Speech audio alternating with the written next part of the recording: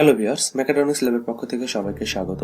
আজকের ভিডিওতে colour sensor সম্পর্কে আলোচনা করব। আজকের ভিডিওতে থাকছে কালার সেন্সর কি, কেন ব্যবহার করব, কালার সেন্সর দেখতে কেমন, এর পিন আউট এবং একটি কালার সেন্সর কিভাবে কাজ করে, এই সমস্ত বিষয়ে এই ভিডিওতে আলোচনা হবে। তো চলুন প্রথমে জেনে নিই কালার সেন্সর কি। কালার সেন্সর হলো ফটো ইলেকট্রিক সেন্সরের প্রকার। এটি একটি বস্তুর রঙের অনুধাবন করতে এবং রঙের চিহ্ন চিনতে সাহায্য করে। এই সেন্সরটি RGB, লাল, সবুজ এবং নীল রঙের স্কেল ব্যবহার করে। এবার জানি কালার সেন্সর কেন ব্যবহার করব। রঙিন পেন্টিং এবং মুদ্রণের জন্য প্রসাধনী উপাদান, টেক্সটাইল এলাকা, চিকিৎসা নির্ণয়, কম্পিউটার রং মনিটর এবং প্রক্রিয়া নিয়ন্ত্রণ রং সেন্সরের ব্যবহার করা হয়। কালার সেন্সর এর প্রকারভেদ। কালার সেন্সর বিভিন্ন ধরনের হয়ে থাকে, যথা photo electric colour sensor, TCS 3200 colour sensor দেখতে কেমন।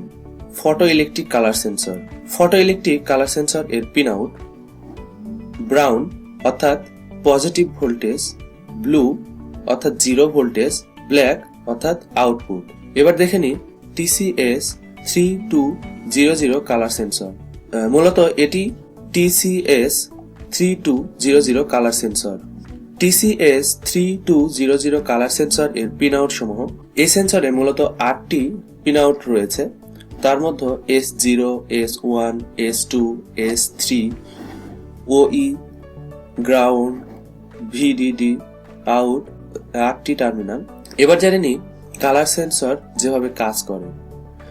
একটি কালার সেন্সর হলো এক ধরনের ফটো ইলেকট্রিক সেন্সর যা একটি ট্রান্সমিটার থেকে আলো নির্গত করে এবং তারপর এই রিসিভারের সাহায্যে শনাক্তকরণ বস্তু থেকে প্রতিফলিত আলো শনাক্ত করে।